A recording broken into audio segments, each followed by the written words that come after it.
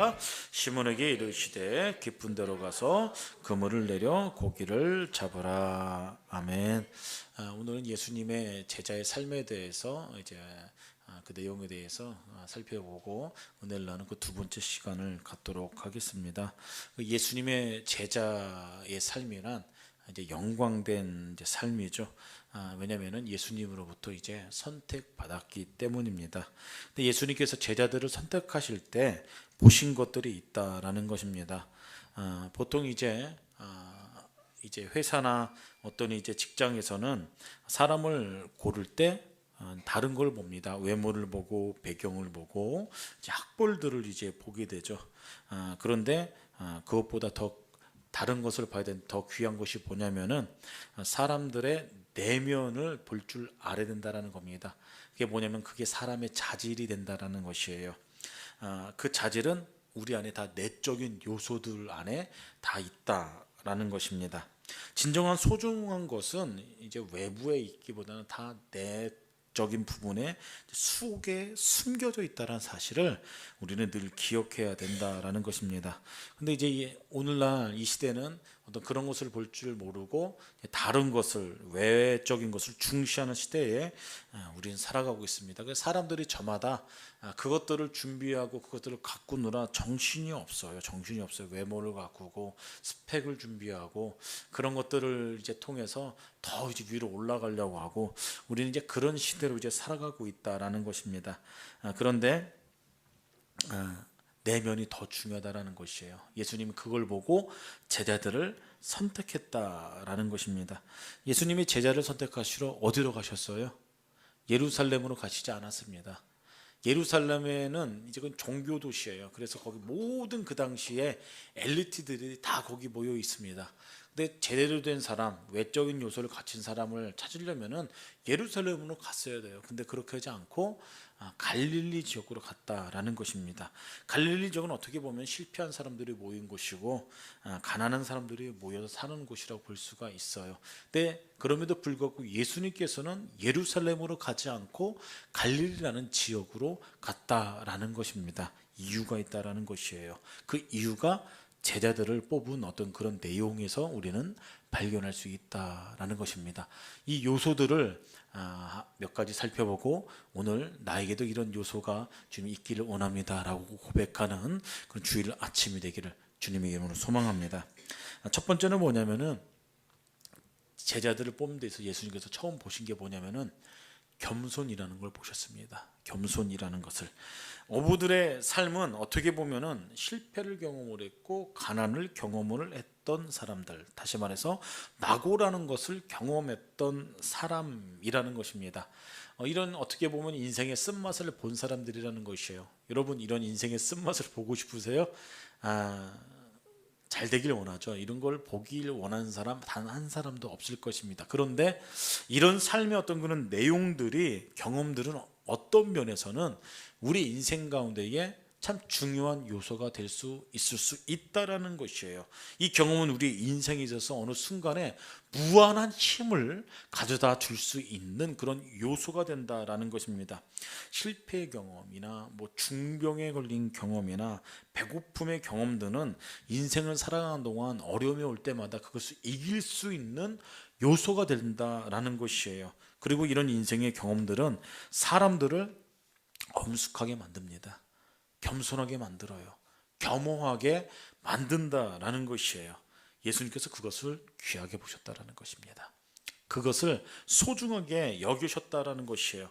그래서 제자들의 첫 번째 조건을 보면은 뭐냐면은 겸손이라는 부분을 알 수 있다라는 것이에요. 그것을 발견할 수 있다라는 것입니다. 겸손이 왜 중요하냐면 여러분, 겸손한 사람은 뭘 잘하냐면은 순종한다라는 것이에요. 겸손한 사람은 순종이 거기서부터 나온다라는 것입니다. 순종은 하나님의 백성으로서 그 제자의 길을 걸어가는데 굉장히 중요한 요소예요. 예수님의 제자들은 교만해서는 될 수 없는 그런 위치입니다. 야, 나는 똑똑해, 모든 것을 다 할 수 있어. 여러분, 그런 사람들은 제자가 될 수 없다라는 것이에요. 여러분, 이 세상은 지성인과 엘리트가 똑똑한 사람들이 변화시키는 것이 아닙니다. 세상을 변화시키고 개혁하는 사람들은 어떤 사람들이냐면은 겸손한 사람, 그래서 순종하는 사람, 그 사람들이 세상을 변화시키는 사람인 줄 믿으시길 바랍니다. 성경에서 말하는 개혁, 제가 뭐라고 설명해 드렸어요. 수요일 때도 제가 말씀드렸잖아요.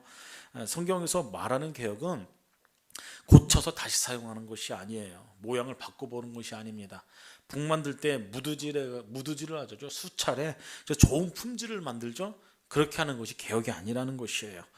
성경에서 말하는 개혁은 옛날 것은 다 버리는 것입니다. 그리고 새 것으로 완전히 교체하는 것이에요. 나 중심이 아닌 예수님 중심으로 살아가는 인생, 그런 인생으로 완전히 변화되는 것입니다. 나는 죽고 예수가 사는 사람, 나는 죽고 예수가 내 안에서 사시게 하는 일들, 이 일들은 겸손하고 순종하는 사람들이면 할 수 있다는 것입니다. 왜요? 그것은 단번에 이루어지는 것이 아니기 때문입니다. 매 순간순간마다 겸손함으로 그 일들을 해 나가야 된다는 것이에요. 그 일들은 진짜 겸손한 사람들이 많이 할 수 있어요. 아사왕에서 내가 소개해드렸지 않았습니까? 아사왕이 어떤 사람이에요? 나라를 개혁했어요. 우상 숭배를 타파했습니다. 아무도 못하는 일을 했습니다. 그게 쉬운 일입니까? 아무도 못하는 일이에요. 그리고 가장 힘든 게 뭐예요? 자기 가족을 바로잡는 게 힘든 일 아닙니까? 자기 할머니가 정치적으로 어떤 이제 영향력을 못 끼치도록 그런 일들을 개혁했어요. 가족 안에서부터 모든 것을 다 개혁했습니다. 아무도 못하는 일을 이 왕이 했다라는 것입니다. 얼마나 대단한 업적입니까? 그런데도 마지막에 그 일을 감당했음에도 불구하고 본인이 하지 못한 것이 있어요. 그게 뭐냐면은 돈 문제, 목숨에 걸린 문제, 건강 문제에 대해서는 놓칠 못했다라는 것이에요. 이게 뭡니까? 끝까지 겸손해야 되는데 겸손함에서 순종이 나오는데 이 부분은 못했다라는 것이에요. 자기 자신을 다루는 일들. 그래서 이게 굉장히 힘든 부분이라는 것이에요. 예수님께서 갈릴리로 가셔 제자들을 선택했습니다. 왜요? 그들 가운데 겸손함이 있었기 때문에 하나님께서는 겸손한 자를 선택해서 사용하십니다. 여러분, 그런 겸손이 여러분들 4명 가운데 깊이 머물기를 주님의 이름으로 소망합니다. 두 번째는 집념이 있었어요. 집념이. 베드로 일행이 밤새워 뭘 했어요? 고기 잡았지 않습니까? 그런데 몇 마리 잡았어요? 몇 마리? 한 2마리 잡았어요? 한 마리도 못 잡았어요. 제가 그 친한 목사님하고 여기 장구항 거기 이제 배 타고 들어가는 그 낚시터가 있어요. 낚시터가 있는데 아직 때가 아니라 반나절 동안 잡았는데 몇 마리 잡았는 줄 아세요? 3마리 잡았어요. 3마리 잡아가고 그거 싸줘가고 이제 그 멀리서 캐나다에서 오신 선교사님이 계신데 그분 이제 가서 매운탕 끓여 드렸는데 보통 뭐 많이 잡으면 50마리 막 그렇게 잡는데요. 근데 그때는 날도 춥고 때가 아니라 뭐 그렇게 잡았는데 지금 이 제자들이 밤새도록 고기를 잡았는데 한 마리도 못 잡았어요. 제가 그 3마리 잡고 제가 얼마나 허탈한지 아십니까? 뭘 제가 기대해 갔겠어요? 이런저런 얘기하면서 최소한 한 20마리 이상은 잡지 않을까. 그래야지 거기서 자리에서 회도 떠먹고 매운탕도 끓여 먹을 거 아니에요. 남는 거 싸가고. 그런데 3마리 잡으니까 그렇게 허탈할 수가 없어요. 제자들도 허탈했을 거예요. 한 마리도 잡지 못했습니다. 밤새워 그물을 던지고 또 던졌는데 그냥 빈 그물인 거예요. 빈 그물.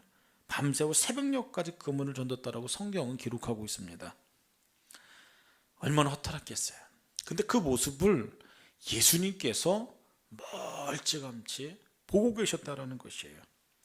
그리고 시간이 흘러서 마침내 한 마리 잡지 못하고 그물을 정리하였습니다. 제자들이요. 근데 주님께서 다가가셔서 뭐라고 말씀하세요? 저 깊은 데로 한 번 더 던져보거라. 더 던져보거라. 여러분, 이때가 언제예요? 힘 빠질 때입니다. 이제 안 잡혀. 그 전문가, 누가 전문가? 예수님은 목수였어요. 제자들은 직업이 뭐예요? 어부예요. 안 잡히는 거 알아요. 만사가 또 귀찮을 때입니다. 힘들어 죽겠는데 또 예수님 가셔갖고 저쪽에다 던져봐라. 근데 베드로가 어떻게 해요? 금을 가져다 던졌다라는 거죠. 금을 가져가. 그런데 금을 가득히 잡히는 그런 참 놀라운 일이 경험되어지게 되죠. 그때 예수님께서 저들이라면 이라고 만족하셨을 것입니다. 진념이라는 것은 굉장히 이제 중요한 의지력입니다. 포기하지 않는 것.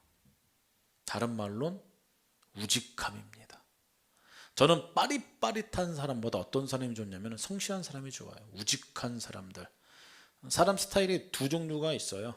이제 빠릿빠릿한 사람이 있는데 쉽게 마음이 바뀌는 사람들이 있습니다. 그런 사람들보다는 좀 일처리 속도가 느려도 우직한 사람들, 한 자리에 오래 있는 사람들, 성실한 사람들. 저는 이제 그런 사람들이 더 믿음직스럽다라는 것이죠. 근데 이 우직함이라는 것은 하나님의 백성의 삶 가운데, 특별히 제자의 삶을 걸어가는 인생 가운데 굉장히 중요한 자질이고 요소라는 것이에요. 제자들 가는 길에는 우리 신앙의 여정 가운데 숱한 장애물이 있을 거예요. 그렇지 않습니까? 그때마다 무너지고 포기하면은 뜻을 이룰 수 없다는 것입니다. 근데 그런 반면에 베드로 일행은 제자로서의 어떤 그런 자질을 충분히 갖춘 인재들이었다는 것이, 이 우직함, 집념, 이게 중요하다는 것이에요. 우리도 마찬가지 않습니까? 세상 살아가는데 우직함과 이 뜨거운 집념은 우리 인생에 있어서 필요한 요소라는 것이에요. 그리고 더욱더 하나님을 섬기는 데 있어서는 이 우직함이라는 것은 절대적으로 필요한 어떤 그런 요소라는 것입니다. 여러분, 섬기는 일을 하다 보면은, 특별히 이제 여러분 신앙생활 오래 하셨잖아요. 섬기는 일을 하다 보면, 교회 일을 하다 보면은 고난도 있고 어려움도 있고 힘든 일도 참 많아요. 교회를 하다 보면은 크고 작은 시험들이 참 많이 있을 때가 있습니다.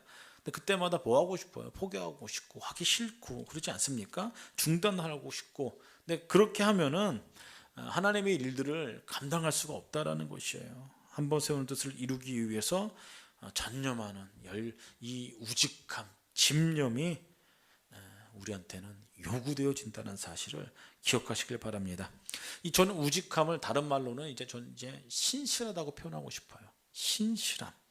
신실한다는 건 다른 말로 표현하면 뭐라고 제가 말씀드리고 싶으면은 믿음이 있다라고 설명드리고 싶습니다. 이걸 원어로 제가 설명드릴게요. 원어에 보면 피스티스라는 말이 있습니다. 피스티스라는 말이 있는데 이게 어디서 나오냐면은 성경의 여러 곳에서 나오는, 특별히 갈라디아서 2장 22절에 성령의 열매 중에 이 피스티스라는 단어가 쓰여진 게 있어요. 이게 뭐냐면, 뜻이 뭐냐면 충성입니다. 충성. 그리고 한 가지 더 있어요. 같은 뜻으로 쓰여진 게 그건 믿음이라는 것이에요. 그래서 뭐냐면 무슨 얘기냐면은 이 피스티스라는 단어가 충성과 믿음이란 뜻을 가지고 있고 포함시키는데 둘 다 같다라는 것입니다. 그 얘기는 뭐냐면은 예수님에 대한 믿음이 있다라면은, 우리 안에 하나님에 대한 믿음이 있다라면은 우리 안에 당연히 있어야 될 그런 요소가 있는데, 그건 뭐냐면은 신실함, 성실함, 우직함, 집념이 우리 안에 있다라는 것이에요. 믿음이 있는 사람은 우리 안에 내면으로 보이지 않잖아요. 믿음은. 근데 그 외적으로 표출되는데, 믿음이 있는 사람은 우직함으로 그것을 드러낸다라는 것입니다. 다시 말해서 우직함이 있는 사람들은 믿음 있는 사람들이시에요. 믿음 있는 사람. 전 여러분 이런 우직함이 여러분들 안에 하나님께 영광으로 올려드리는 그런 삶을 살아내시기를 예수 그리스도의 이름으로 소망합니다. 세 번째로는 열정입니다. 열정이 있었다라는 것이에요. 베드로 일행이 밤새 가면서 그물을 던졌어요. 예수님께서 그 모습을 보셨고, 예수님께서 그 모습을 보시고 저들이라면은 충분히 할 수 있을 것이다라는 생각을 하셨습니다. 그들에게 이야기합니다. 나를 따르라. 그렇게 말씀하시죠. 그리고 이제는 너희들을 고기 잡는 어부가 아니라 사람 낚는, 사람을 구원시키는 그런 어부로 내가 너희를 쓰겠다, 부르겠다. 그렇게 주님께서 말씀하세요. 그랬더니 그들이 하던 일들을 다 버리고 그물을 내어버리고 예수님을 따릅니다.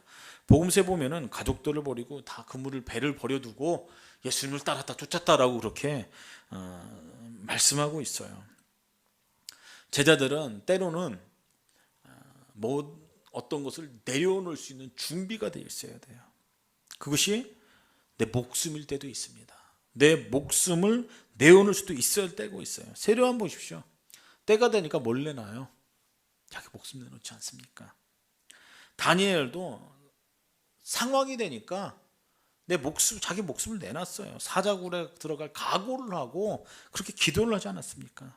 근데 그 기도 내용이 저 좀 살려주십시오. 그런 기도가 아니라 이전에 행하던 대로 죽을 각오로 이전에 행하던 대로 그렇게 기도했다라는 것이에요.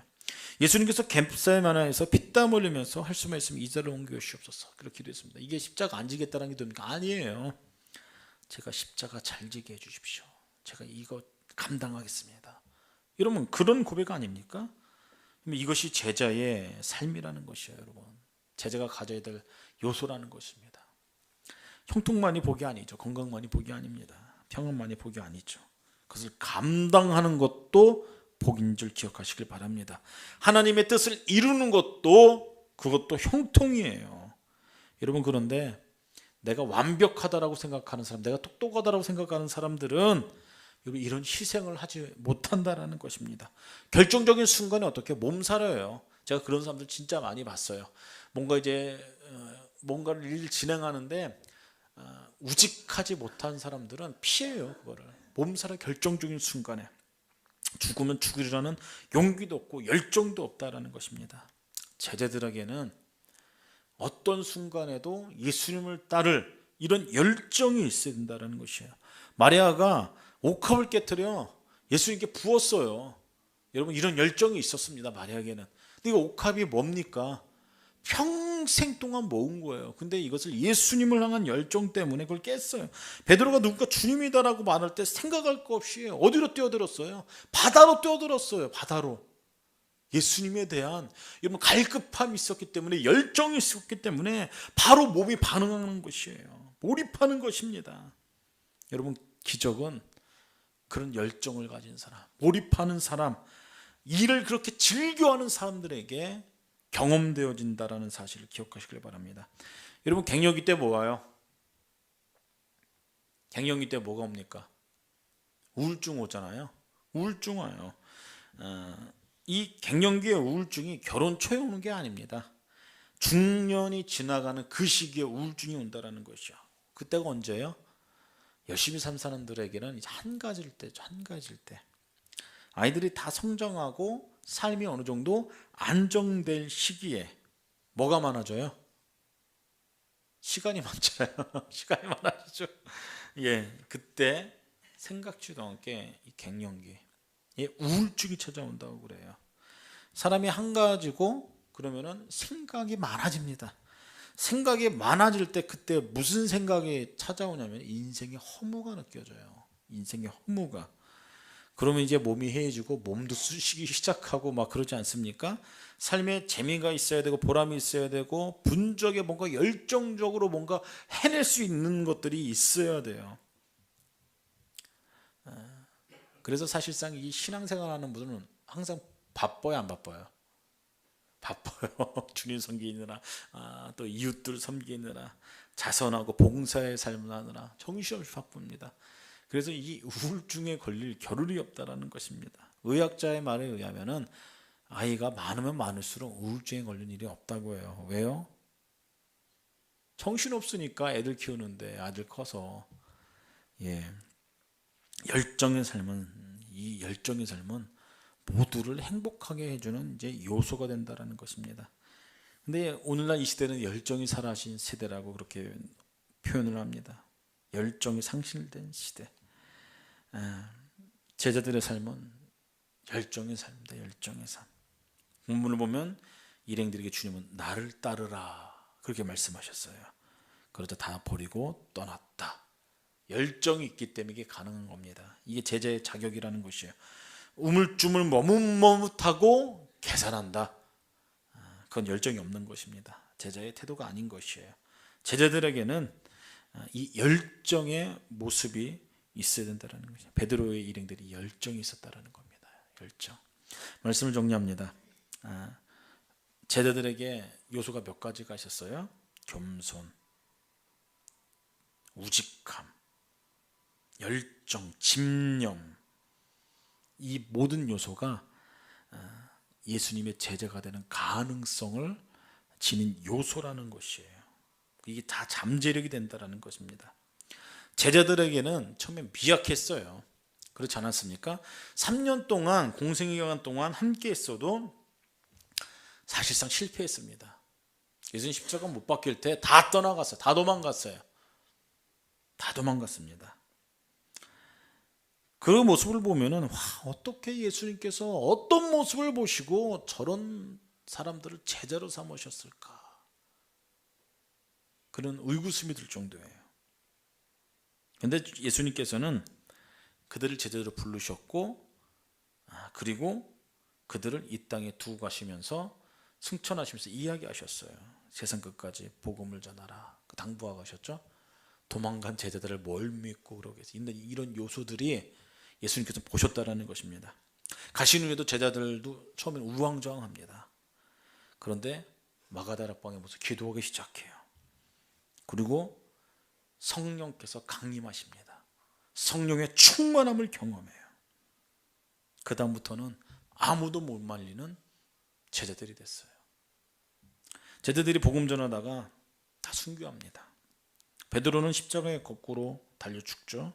도마는 회개하는 심정으로 인도까지 가서 복음을 전하다가 돌에 맞아 순교합니다. 바돌로메는 성경에 보면 이름만 나온 사람인데 터키 가다 복음 전하다가 끔찍하게 순교당해요. 야고보는 참수형받아 제일 먼저 순교했죠.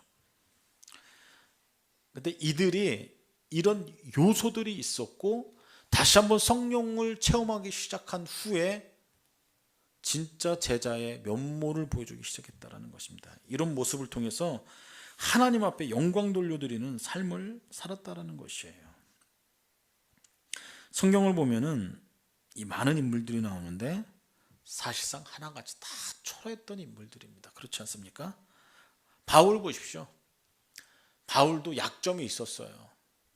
바울을 굉장히 유능한 사람으로 알려졌지만 사실상 언변이 서툴렀습니다. 그게 뭐예요? 글은 잘 썼어요. 근데 예전 문헌 보면은 말을 잘 못했어요. 설교를 잘 못했다라는 것이에요. 그리고 사람들이 기대하고 갔는데 언변이 좋지 못하니까 막 실망했겠죠.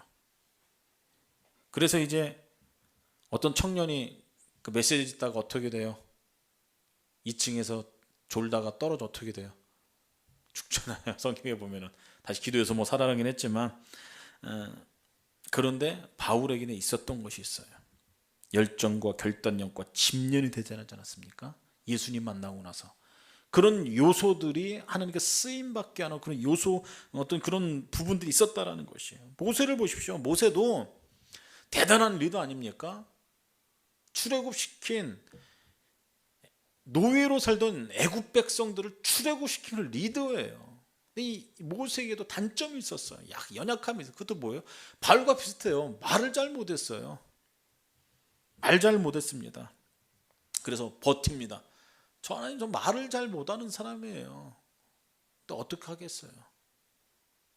하나님은 언변을 준 아론 붙여줍니다. 아론을 붙여주고 함께 애굽으로 보내셨어요. 모세를 사용하셨죠. 다윗 보십시오.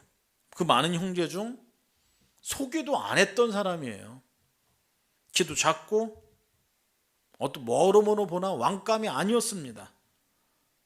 그렇지 않습니까? 인간적으로 보면 다른 형제들이 왕이 되는 게 맞아요.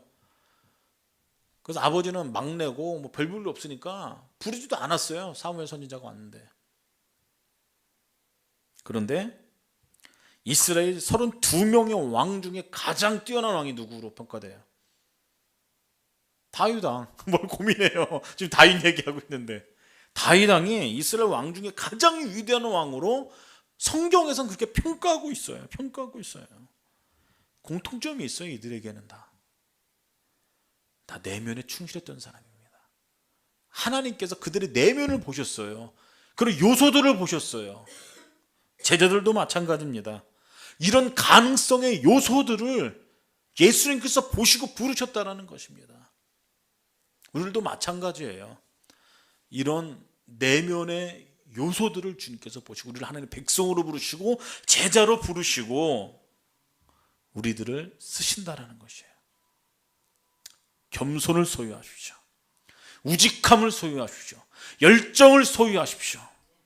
이런 모든 요소들을 가지고 하나님 앞에 멋진 삶을 살아내시는, 귀한 영향력을 흘리면서 삶을 살아가시는 세움교회 교육 여러분들이 다 되기를 예수 그리스도 이름으로 축복합니다.